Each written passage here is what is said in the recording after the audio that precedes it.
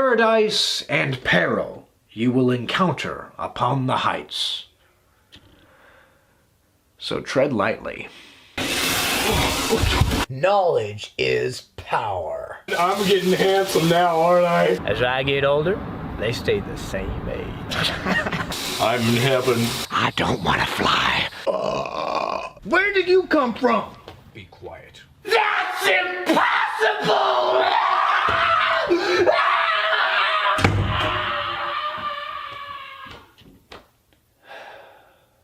The Heights, or Al-Araf, is the 7th chapter or surah of the Quran. Please allow me to read a section from the introduction to the chapter found in my studied Quran that I think really gives a good summary of the content found in this chapter. The content of the surah primarily concerns the serious consequences of rejecting the signs and messengers of God. In this context, it recounts the sacred history of prophets who had been rejected by their people and the consequent suffering and destruction of these people in this world and the next. The surah takes its name from the reference to the heights in verses 46 and 48, variously identified as a high place in paradise or between paradise and hell. As with Al-An'am, the immediate audience for this surah is the idolatrous Makkans, who refuse to believe in Muhammad's prophethood, although it takes a subtler and less polemical approach, making its argument through reference to examples from earlier prophetic history. Alright, so now that we have read kind of a brief description about the content of chapter 7 of the Quran, let us now ask the question, did chapter 7 of the Quran live up to its epic name? Did it ascend to the heights? My answer is yes. Chapter 7 of the Quran is definitely one of my favorite chapters that I've read so far.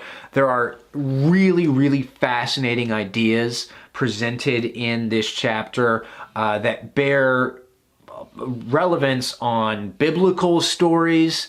There are a lot of biblical characters that show up here, and there's a lot of retellings of different stories from the Bible. Some line up with the way the stories are told in the Bible. Some have differences, but the differences are so fascinating and just like thought-provoking. The content of this surah is worth discussing in detail.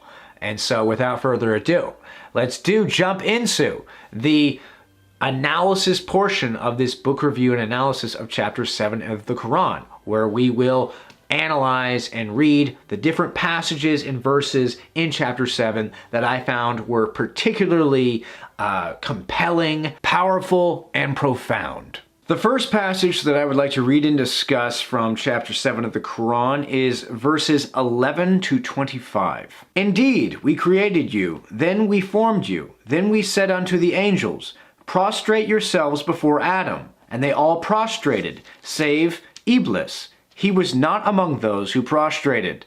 He said, what prevented thee from prostrating when I commanded thee? He said, I am better than him. Thou hast created me from fire, while thou hast created him from clay. He said, get down from it. It is not for thee to wax arrogant here. So go forth. Thou art surely among those who are humbled. He said, grant me respite till the day they are resurrected. He said, truly thou art among those granted respite. He said, because thou hast caused me to err, I shall surely lie in wait for them on thy straight path. Then I shall come upon them, from in front of them and from behind them, and from their right and from their left, and thou wilt not find most of them thankful. He said, go forth from it, disgraced and banished. Whosoever among them follows you, I shall surely fill hell with you all. O Adam, dwell thou and thy wife in the garden, and eat from wheresoever you two will, but approach not this tree, lest you two be among the wrongdoers. Then Satan whispered to them, that he might expose to them that which was hidden from them of their nakedness. And he said, your Lord has only forbidden you this tree, lest you should become angels, or among those who abide forever. And he swore unto them, truly I am a sincere adviser unto you. Thus he lured them on through deception. And when they tasted of the tree, their nakedness was exposed to them, and they began to sew together the leaves of the garden to cover themselves. And their Lord called out to them, Did I not forbid you from that tree, and tell you that Satan is a manifest enemy unto you? They said, Our Lord, we have wronged ourselves. If thou dost not forgive us and have mercy upon us, we shall surely be among the losers. He said, Get down, each of you an enemy to the other.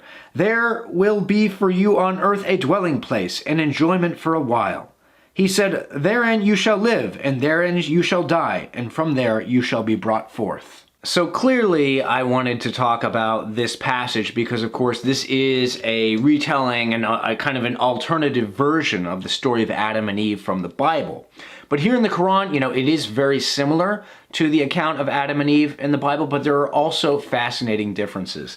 The biggest difference that I saw, at least in the opening of the passage, is where it talked about like how basically the angels prostrated before Adam. Like they were like, you are better than us. But the one angel who did not do that was Iblis, which is a name for Satan. And I just find it fascinating that the reason that he did not want to prostrate before Adam and human beings was because he was created from fire, whereas man was created from clay, as it says here. Satan just views fire as a superior substance to clay. I just found that really, really interesting. Like, I don't remember that detail in the biblical account of the Adam and Eve story, and so I just found that really worth just pointing out and saying, hey, that's kind of cool. Now, without being over long in my analysis of verses 11 to 25, I would still like to read some different footnotes that connect to some of the verses that we read that I think really bring out the meaning and some of what's really going on in this passage. So what we're going to do is we're going to reread verse 16, and then I'm going to want to read the associated footnote with verse 16, or at least the relevant portion of the footnote, and then, we'll discuss and move on. He said, Because thou hast caused me to err, I shall surely lie in wait for them on thy straight path. And now for the footnote. Iblis claims that God has caused him to err, and some commentators have considered Iblis's claim to represent a true statement, albeit one that does not excuse his actions, and it may be seen as consistent with Quranic verses that seem to indicate that God misleads certain people or allows them to go astray. Others held that God caused Iblis to err only insofar as his command to Iblis to prostrate before Adam uncovered Iblis's hidden pride and stubbornness. Nonetheless, this account of Iblis raised profound questions for certain Islamic theologians and mystics. Some even suggested that in commanding Iblis to prostrate before Adam, God put Iblis in a deliberately impossible position, commanding Iblis to do something he already knew he would not do. Since Iblis, like all creatures, was charged with worshiping and obeying only God, prostrating before Adam would simultaneously represent an act of obedience to God's command and, according to the thinking some commentators and mystics imaginatively attributed to Iblis, a compromise of his obligation to worship only God, since prostrating before Adam would mean bowing to someone other than God. The Baghdadi mystic Al-Halal famously imagined Iblis as a sincere lover of God who could not bring himself to bow to anyone other than him, even on pain of his own ultimate destruction and eternal banishment from his beloved. After blaming God for his fall into error, Iblis then vowed, I shall surely lie in wait for them, that is, for Adam and his progeny. Having despaired of God's mercy and forgiveness, and thus of ever regaining his position of proximity to God, Iblis, whose name may be related to Ablasa, meaning to despair, became intent on destroying the relationship between God and his newly privileged creature. It may be that Iblis also blamed Adam or human beings as a whole for his fall into error and wished that he might be, in turn, the cause of their corruption, just as they, in his view, had been the cause of his. On thy straight path means on the path of Islam or true religion, indicating that Iblis will seek to target those believing human beings seeking to live in obedience to God. So to me, everything that I just read there is insanely interesting, because it's almost like you can see Iblis's side in things. It's almost like you can have sympathy for Satan and his interaction with God and human beings and his ultimate fall. That's just such a wild idea, and I know that there are Christian like kind of equivalence, where like, people have written books and plays looking at the devil and not necessarily taking his side, but expressing like a certain like understanding of like why the devil exists and why he does the things he does. That's always been interesting, like that idea of, the devil having some sort of justification for his actions. That's always been fascinating to me in the Christian context. I was not expecting that there would be, an equivalent to that in the Islamic tradition. But here we have like these commentators, citing theologians and Islamic, thinkers being like, like Iblis was commanded to do something that it's not clear he could possibly do without disobeying God. All right, now I would like to reread verse 17 and read a portion of its associated footnote. Then I shall come upon them from in front of them and from behind them, and from their right and from their left, and thou wilt not find most of them thankful. Now for the footnote. According to Al-Razi, that Satan will come upon them from in front of them and from behind them may refer to his causing them to doubt the reality of resurrection and judgment, and deluding them into thinking that this world is eternal, to his cutting off their desire for the hereafter while increasing their desire for worldly things, or to his inciting them to disbelieve in the prophets of their time as well as those of the past.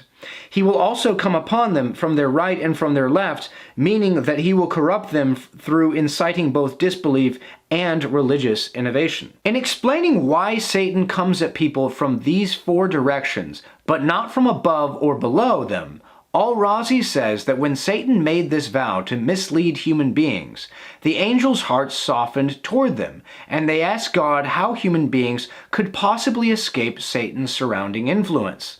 God replied that two paths remained free and open to mankind, that above them and that below them, so that if they raised their hands in supplication to God or bowed their heads to the ground in humility, they would be forgiven for their sins.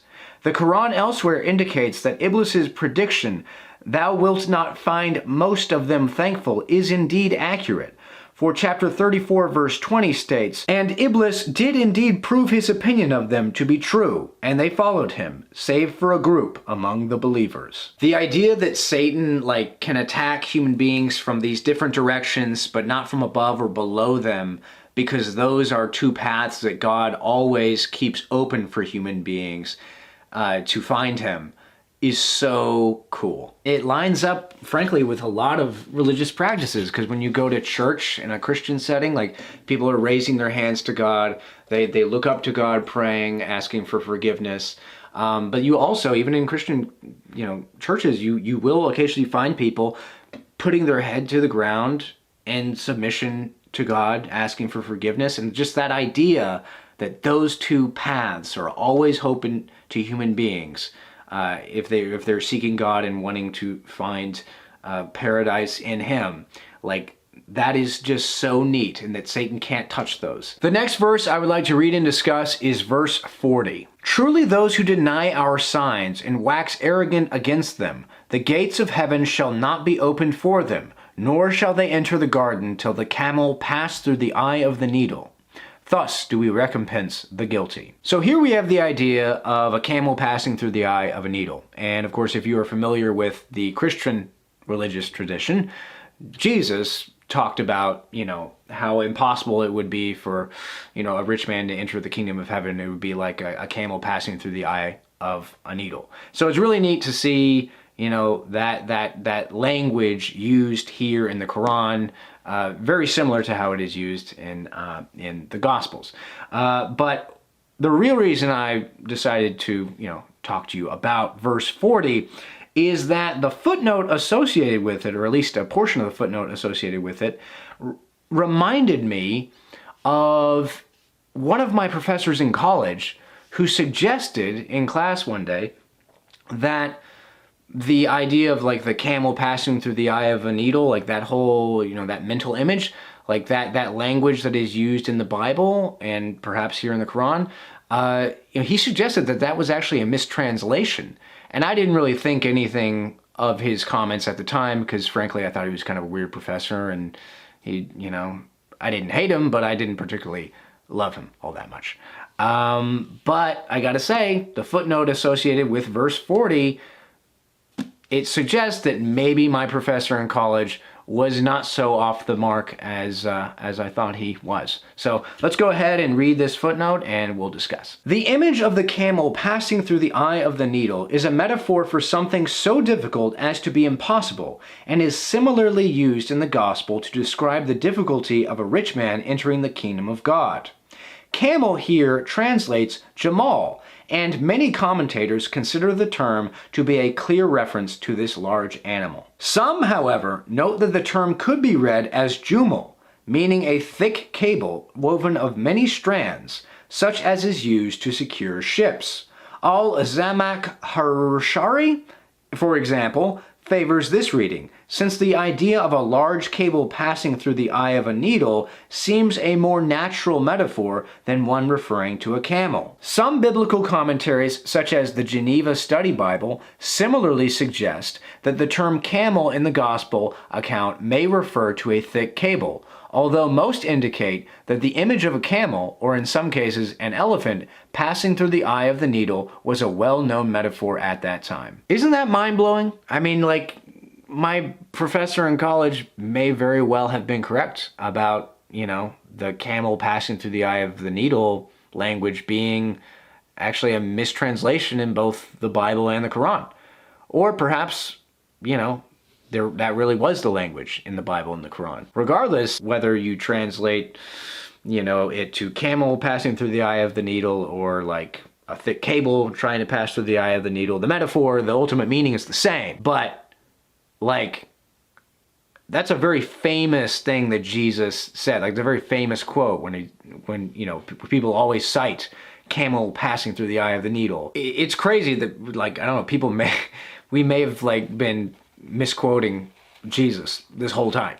That's just nuts to think about. Moving on, I would like to discuss that there is a whole portion of chapter 7 of the Quran devoted to basically retelling the story of Noah and his descendants, and then in connection with the story of Noah, there are all these other Quranic stories of figures who are not in the Bible, but who are connected to the lineage of Noah. There are these races of men who are giants, like the people of Hud are apparently, here it says that they were somewhere between 100 and 200 feet tall. There's this whole portion of chapter 7 that I would love to talk more about, but frankly, I think there are more important things to talk about within chapter 7 than the fact that giants are recorded in it. But I just do have to note that, guys, giants are described in chapter 7 of the Quran, and the stories associated with those giants are pretty epic, pretty cool. Definitely, if you have not read chapter 7 of the Quran and you are interested in giants, go ahead and read it, bro. The next portion of chapter 7 that I would like not only to discuss but actually read is verses 73 to 79. And this passage deals with a man named Salih who basically works a miracle by leave of God that is a really unique miracle from what I've read of miracles. But honestly, the most compelling aspect of it is not the miracle itself, but the way the people who witness the miracle react to it. So let's just go ahead and read the passage and dig into the commentary. And unto Thamud, their brother Salih, he said, O my people, worship God. You have no other God than him. There has come unto you a clear proof from your Lord. This she-camel of God is a sign unto you. Leave her to graze freely on God's earth, and cause her no harm, lest a painful punishment seize you. Remember when he made you vicegerents after Ad, and settled you on the earth? You build castles for yourselves on the open plain, and hew dwellings in the mountains. So remember the boons of God, and behave not wickedly upon the earth, working corruption. The notables among his people who were arrogant said to those among them who believed and whom they deemed weak, Do you know that Salih has been sent by his Lord?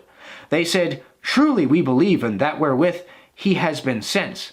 Those who were arrogant said, "Truly we believe not in that which you believe." So they hamstrung the she-camel and insolently defied the command of their lord. And they said, "O Salih, bring upon us that wherewith you have threatened us, if you are among those sent by God." So the earthquake seized them, and morning found them lying lifeless in their abode. So he turned away from them and said, "O my people, I indeed delivered unto you the message of my Lord, and advised you sincerely, but you love not sincere advisers." Now let's read the portion of the footnote associated with verse 73 that I think is worth reading and discussing, and then let's, dig in further to this crazy story. Clear proof is used throughout the Quran to refer to scriptural revelations, prophetic warnings, and miracles given to the prophets to convince their people. In the case of Salih, the clear proof was the pregnant she-camel that he miraculously brought forth from a large rock after his people had requested a sign confirming his prophethood. Insofar as the Thamud are eventually destroyed by slaughtering the she-camel that they had requested as a sign, the story serves as one of many Quranic warnings about those who treat the signs of God with disdain, as well as a more particular warning about the danger of asking for signs and the necessity of believing in them once they have been granted. The Thamud are instructed to allow the camel to graze freely on God's earth without harm. The command to treat the sacred she-camel in this way bears similarities to the pagan Arab practices of allowing certain camels to roam and graze without interference, while forbidding their use or slaughter, although the Quran criticizes these latter practices for the arbitrary manner in which the sacrosanct nature of such animals was assigned to them by the pagan Arabs themselves. In the case of Salih and his people, however, the she-camel is a miraculously produced sign for the Thamud, whom Salih warns of a painful punishment if they were to harm her in any way.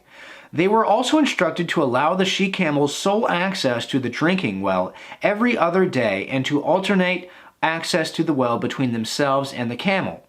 Although the she-camel, after having drunk from the well, would produce abundant milk to supply all the Thamud, they grew resentful of sharing the well and complained that the camel's enormous size tended to frighten off their other livestock. So the reason this story resonates with me is that it reminds me oh so very much of the Book of Lamentations from the Bible. Like, the Book of Lamentations, I mean, it's basically a prophet lamenting what's going to happen to his people.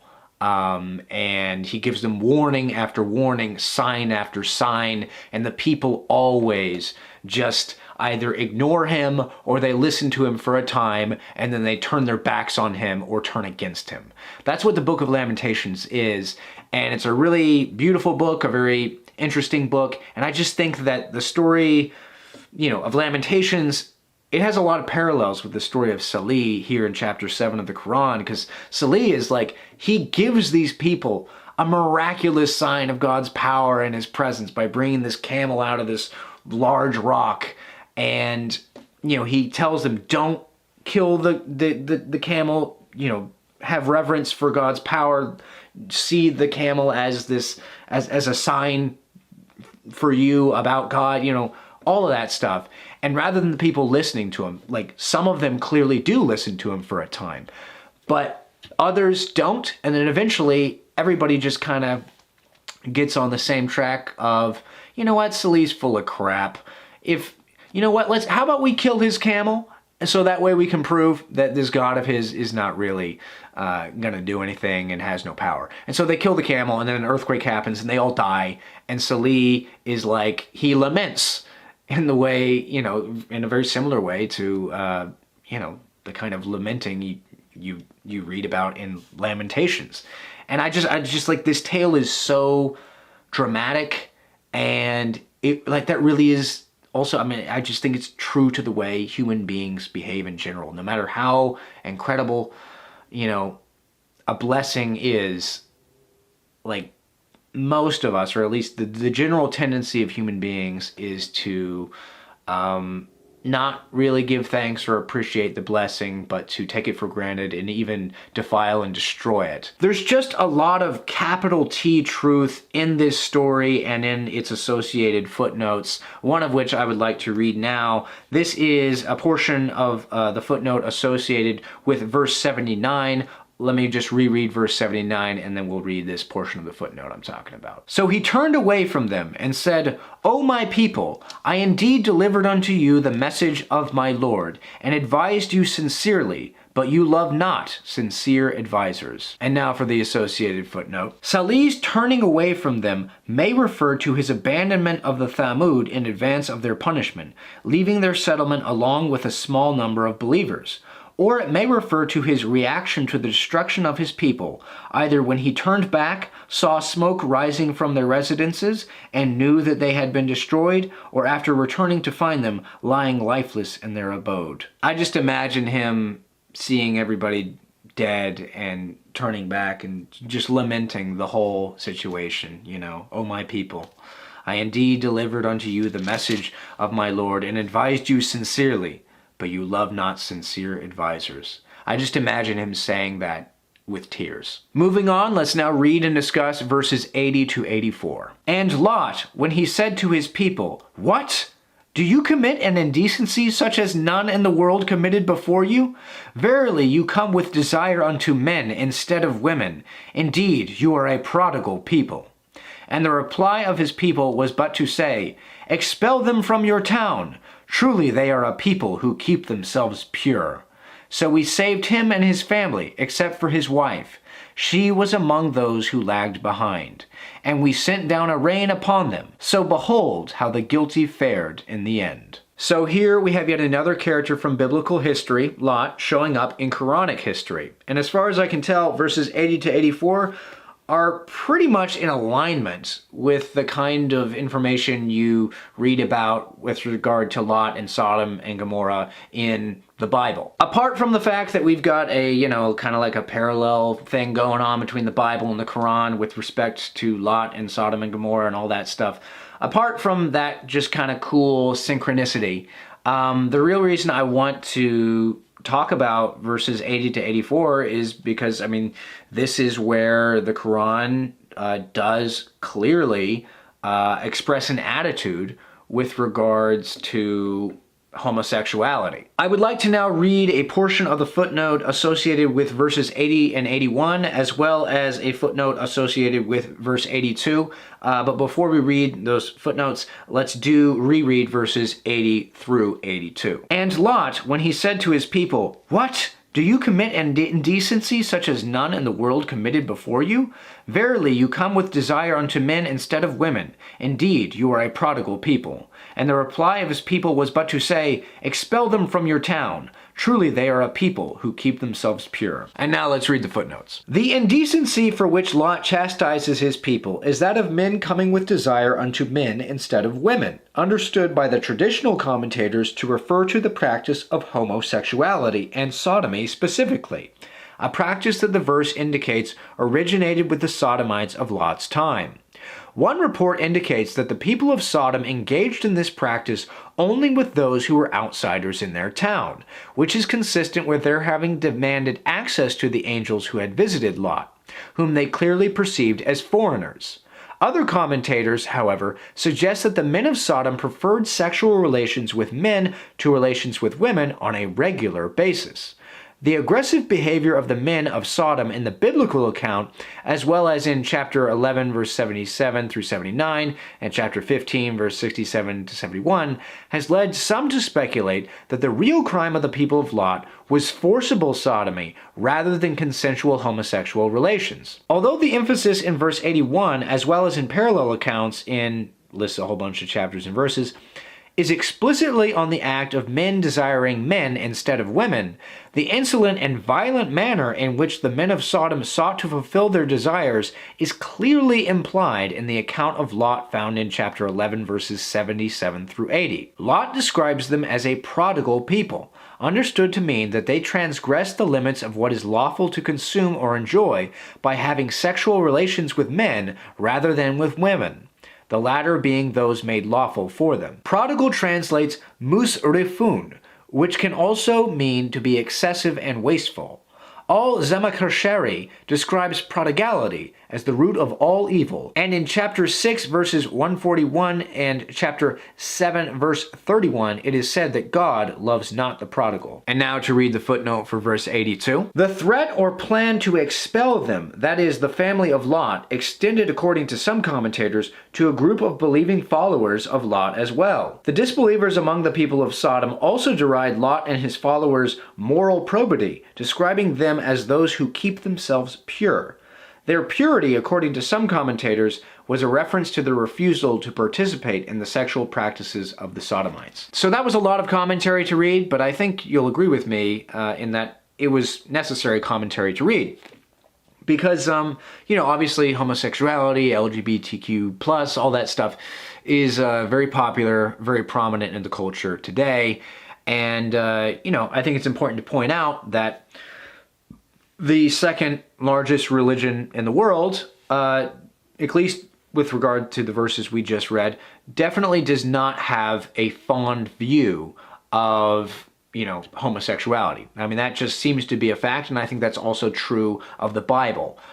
Whether or not you think that's a good thing or a bad thing is ultimately for you to decide. Setting aside, the general condemnation of homosexuality that is found here. I found verse 82 where it said, expel them from your town. Truly they are a people who keep themselves pure. I found that to be kind of startlingly relevant to today when it comes to, frankly, LGBTQ+ communities, parades, and all that stuff. I try not to paint a broad brush on groups of people, but I definitely, in the 2020s, I have noticed that a lot of LGBTQ+ organizations, while they say things like be tolerant, be diverse with respect to people who are just like them, but when it comes to people who are not like them, their attitude is very much like expel straight white males or straight white women or, just people who aren't on the, sexual gratification by all means train. They're very much like, expel them from your town. Truly, there are people who keep themselves pure. It's like the existence of, people who live in an old-fashioned way seems to threaten some of the more powerful activists and personas in the world today. On an individual level, I've met lots of gay and lesbian people who are, they're fine to hang out with and be around, and who are not mean and who are not intolerant of people who are more traditional in their way of life. But on the macro level, I've definitely seen a real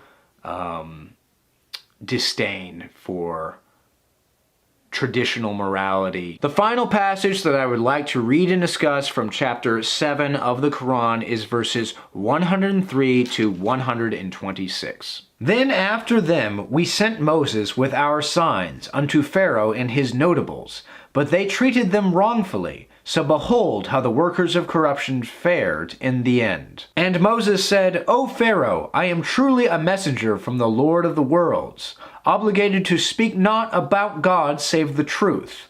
I have brought you a clear proof from your Lord, so send forth with me the children of Israel. He said, If you have brought a sign, then bring it forth, if you are among the truthful. So he cast his staff, and, behold, it was a serpent manifest. And he drew forth his hand, and, behold, it was white to the onlookers. The notables among Pharaoh's people said, Truly this is a knowledgeable sorcerer. He desires to expel you from your land. So what do you command? They said, Put him and his brother off for a while, and send marshallers to the cities, to bring you every knowledgeable sorcerer. And the sorcerers came unto Pharaoh. They said, We shall surely have a reward if it is we who are victorious. He said, Yes, and indeed you shall be among those brought nigh. They said, O Moses, either you cast, or we will be the ones who cast. He said, Cast. And when they cast, they bewitched the eyes of the people, and struck them with awe, and they brought forth a mighty sorcery. And we revealed unto Moses, Cast thy staff, and, behold, it devoured all their deceptions. Thus the truth came to pass, and whatsoever they did was shown to be false. Then and there they were vanquished, and turned back, humbled. And the sorcerers were cast down prostrate. They said, We believe in the Lord of the worlds, the Lord of Moses and Aaron.